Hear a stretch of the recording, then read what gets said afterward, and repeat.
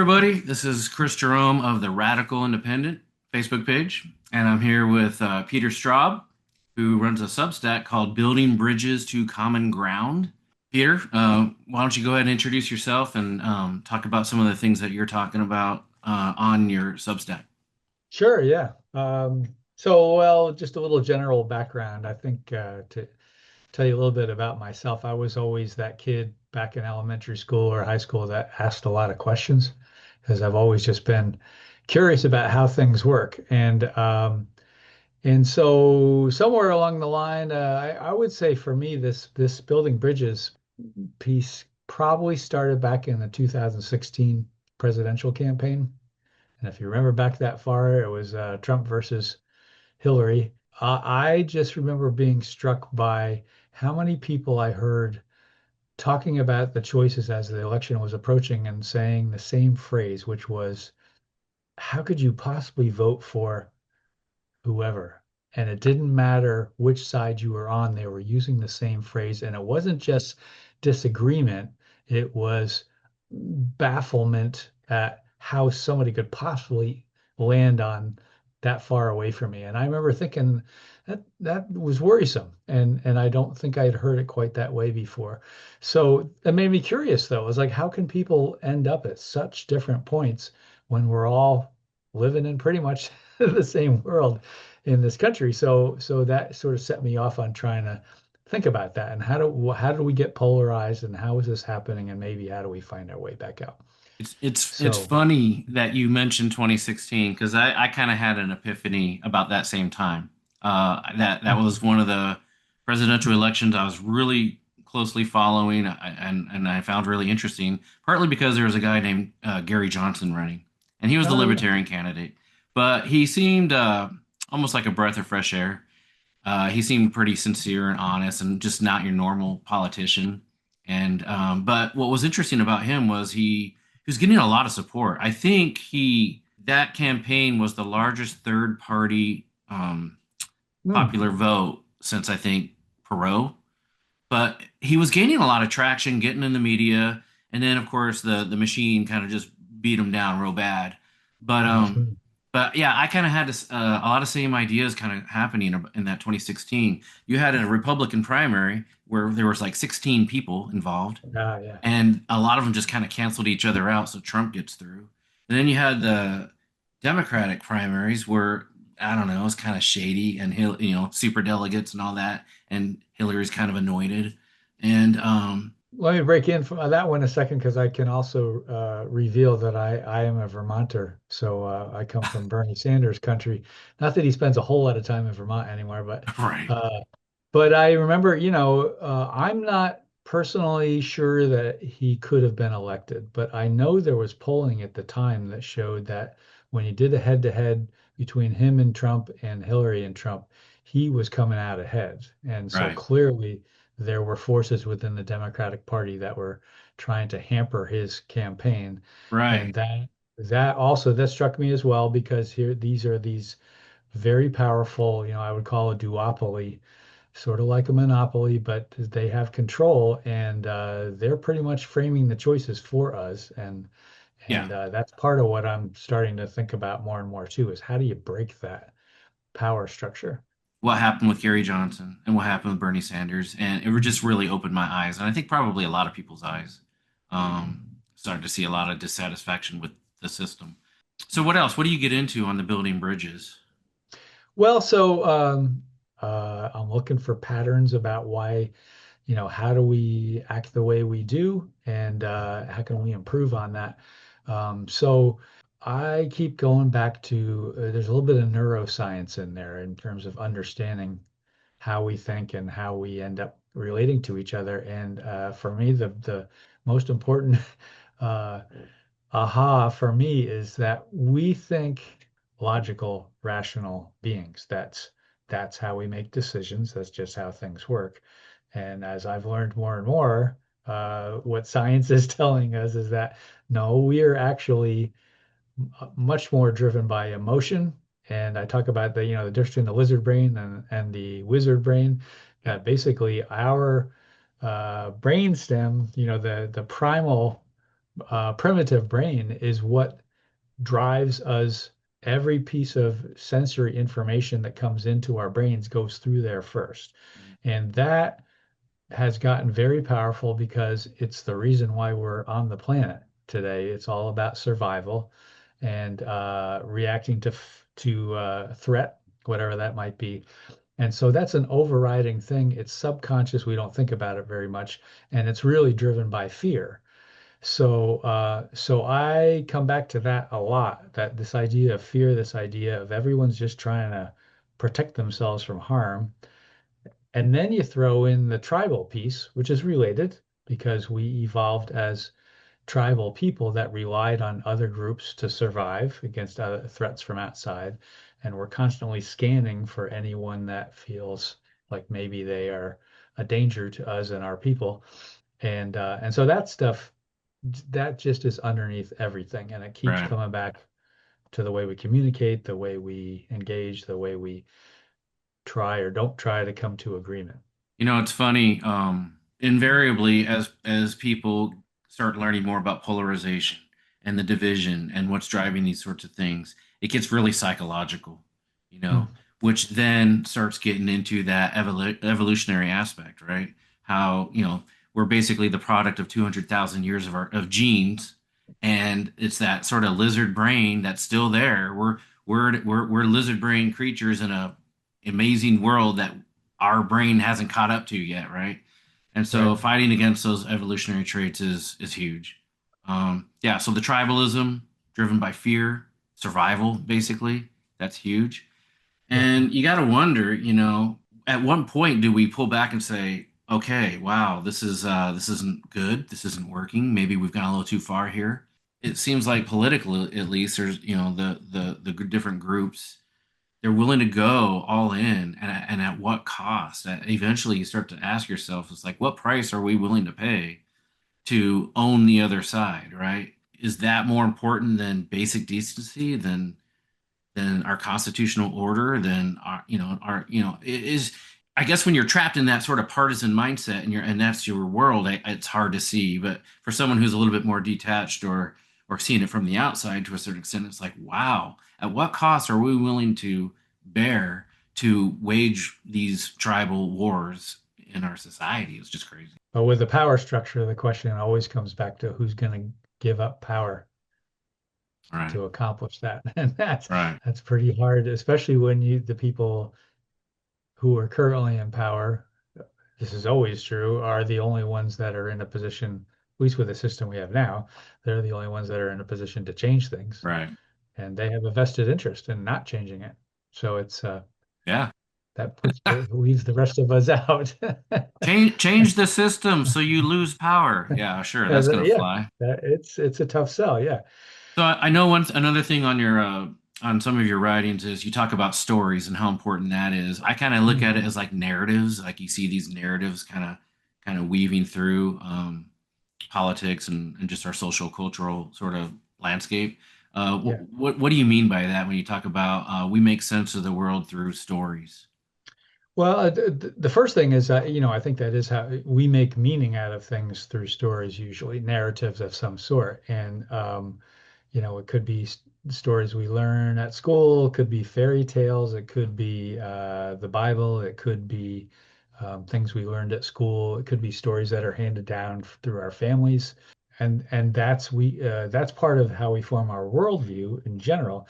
So I think one of the really big challenges we have to realize is that we all come from different sets of life experiences from the time we were little kids to the kind of people we were around we were growing up, our circumstances, our all the socioeconomic stuff that goes along with that, our educations or not education, where we lived. I mean, there's so many things that can explain why we think so differently. And Right. part of that is we heard different stories. We were Yeah. told different stories, and different stories were accepted by the people around us. So that's pretty hard. That becomes how your brain responds to things. And our brains take shortcuts too. We have this idea of confirmation bias and whatnot. The brain, again, I think it's a survival technique, which is that if you're under threat, you got to respond quickly. So the brain favors familiar information Right. over new information.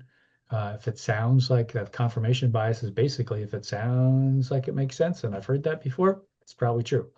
So if we're all doing that, but we have different stories that we're confirming, there's going to be some collisions once in a while. So that's, yeah, the whole idea of worldview is that we're starting out in different places, and we're a country, also a country of diversity, people that came from many different places and different cultures, and it's accelerated actually over the last certainly the last 100 years. We have to figure out that's just who we are. We have to figure out how do we live together? How do we do this? We've done it from better from time to time and worse from time to time. It's not the first time that we've had, you know, chaos going on in this country, but we're still faced with that. How do we live together in a way that we can all get along?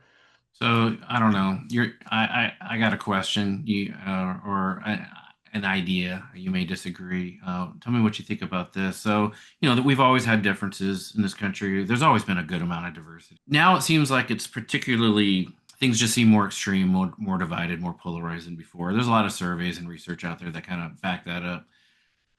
And it seems like once you reach a point, maybe a critical mass of some sort, the polarization feeds on itself. It's like an end in itself. It's almost like a self-generating thing where we don't even know what we're arguing over more anymore. It's not really about policy and facts or whatever. It's just you're different. You're that side. You're not on my group. So I oppose you. Doesn't matter what it is. And we'll flip-flop anyway. And there's no consistency or, to much of that polarization. A lot of hypocrisy and contradictory things going on there. But this idea that it's sort of self-generating at this point, like, wow, how do you stop this runaway locomotive when it's just kind of fueling itself? It's that's a tough thing. Yeah, I think, and I'm thinking of some of the polling that's been done that asks people about their attitudes about people on the other side. Let's say asking Republicans what they think of Democrats and Democrats what they Yeah, think of Republicans, and there is a lot of fear there. There's also that people use the word like a shockingly high percentage that the other side is the enemy, yeah, that's and that's not something we've always disagreed, but right, now it's that these are I think there's a lot of rhetoric, especially if right. you Existential immerse yourself. threats to Yeah, ourselves and the system. and if you go Um, into social media, I mean, a lot of the rhetoric is around the other side, whichever side you're on, they are stupid and they are evil, yeah. and Oh, that's a different level of disagreement. It's well, the Radical not disagreement. Independent Facebook page, let me tell you, I mean, Yeah, hide, delete, hide, delete. I mean, sometimes the stuff is just it's pretty bad. And yeah, yeah, yeah, I mean, I'm in the trenches, social media, right? Facebook, not necessarily known for a flowering of objective, reasonable political discussion. I try to promote that, but it is what it is. And yeah. yeah, there's a lot of pretty nasty stuff out there, and it's ironic But that a page like me, who's kind of this nonpartisan, kind of centrist, moderate, hey, we got to come together. Hey, we civil discourse, kind of preaching this stuff, depolarization, and people will come in and do that, and it's like, do you not understand? This is exactly what we're fighting against. But right, yeah. So how do we restore power to the people? How do we kind of get things back on track here? I mean, solve this problem here on the right now, and yeah, and and the world will yeah. be So solve it better, right now. right? So that's one of the things I actually I've been thinking about this more even just this week, but immediate results, right? We want to fix this thing. And the Yeah. reality is when it comes to cultural change, it doesn't happen overnight. It Right. takes a long time. I think back even, I was talking to somebody about the 1960s and all the unrest we had with the racial uh, unrest that was Right. going on, and a lot of people getting assassinated, The war. and and the Vietnam War. Yeah, let's Yeah. not forget about that, right? So, and we were so divided, and yet we came out of it. Mhm. So, but it didn't happen overnight. It took 10 years or something for shifts to happen. So I still have hope and trust that that's going to happen. Exactly how it happens, I'm not sure. But one of the things that I've been focusing on more is this again comes back to some polling that shows that there are many areas where Americans actually, the majority of Americans, and I'm talking 60, 70, 80%, agree on approaches to a lot of issues, sort of common sense approach, you might say. But that doesn't ever get reported. I'm thinking about, we tend to be, my wife likes to watch NBC News TV in the evenings, and every show every night starts out with dramatic music in the background. Dun, dun, dun, dun, dun, dun, dun, Yeah. dun, Dun dun, dun dun. dun. Oh And no. then yeah, and then they reel off all this horrible stuff that's happening. So the media and social media runs off of outrage, right? It runs out of, Yeah. just alarming stories that you can get people's attention with. And the reality is, for most of us, most of our day is far more mundane than all that stuff. All right. And we're actually getting along pretty well. Things happen and you have challenges in life, as you always will if you're going to be a human being. But otherwise, there's more agreement out there, I think, than most people realize. So one of the things I'm interested in is how do we start getting that out to people so they realize, and I think for a lot of people, that you're not alone. You're not that different, that the people that are sucking all the air out of the room as far as attention goes are people on the extremes. They're on Right. both ends, Yeah. and they're the ones that are they gotten very good at getting attention, and that's where all the buzz is. But Right. that's not all there is to it, and we need to somehow shift back to that's when you say we the people. I think we the people is that 60, 70%. And I don't know if middle is the right word because it's not a compromise and it's not like we all agree on the middle position. I'm not a big fan of third parties because I don't think you can capture that 70% in one party. But we have a lot of people I think that are willing to find ways of doing things that'll get to common outcomes, common ground. Right. And I think we need to start by making that um, visible to more people. Learning to disagree better. But you're so right in terms of the media just stoking and poking, and I mean it works. It pushes our buttons, the Sure. clickbait, the rage, the emotionalism. It works, And and they've tapped into that in such a way that it's like, wow. and by the How do way, you that how that goes back again to the lizard brain thing, yeah. right? It taps right into it, and our brain we can't help it. It's like it's natural for us It's to like a respond. drug. I mean, there's been studies done that say it's almost like getting a hit, that dopamine hit when Oh, right, you right, right. yeah. Yeah, It's what they say, your brain on is it revenge? Your brain on revenge looks when they do the brain scans, it looks a lot like your brain on drugs. right. I will humbly disagree with you a little bit on the third party thing, just Oh yeah. because for me it's not an ideological in terms of everybody getting on the same page of policies necessarily, but I do think that third party or multiple parties will mitigate the epic all out war for majority control, because really to me that's at the heart of the duopoly's dysfunction. Yeah. It's this war for power and control. And if you break that up by not allowing any one group to get a majority, that takes that off the table. It also kind of breaks up the lesser evil kind of doom loop we're in a little bit. I think yeah, that's a big question, right? And that's a hard one. I'd like to see a third party or fourth party or fifth party. I'm not confident that it can be done because of the power structure. But I wonder, I think it was no labels I heard about recently that one of the approaches they were looking at was identifying Republicans and Democratic candidates for legislative positions, national, around the country, who they had identified as not tied to the extreme wing of whatever party they were running for. Right. And the idea being that if you can get people to Washington who will not just vote party line, that may be a faster way to weaken the power of those parties if you have Right. people Right. Kind there. of, And kind of, there's a few people in Washington doing that already, but if we could right. have 20 of them, that might make a difference when things are so close right now where they're talking about five, 2 votes here or 5 votes there.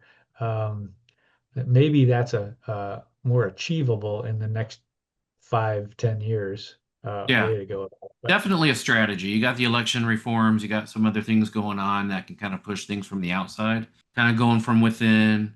Any sort of systems, processes, structures that promote more moderation gets the parties away from the red meat, the vocal minority within their groups, the more extreme wing, yeah. which has an outsized voice, especially in the primaries and whatnot. Anything like Uh, that, it's great. yeah, so Um, you just mentioned primaries. I actually there's a guy here in Vermont who walked across the country a couple of years ago, and I can't remember what the name of his walk was. Doesn't matter. He walked from California to Virginia, I think it was.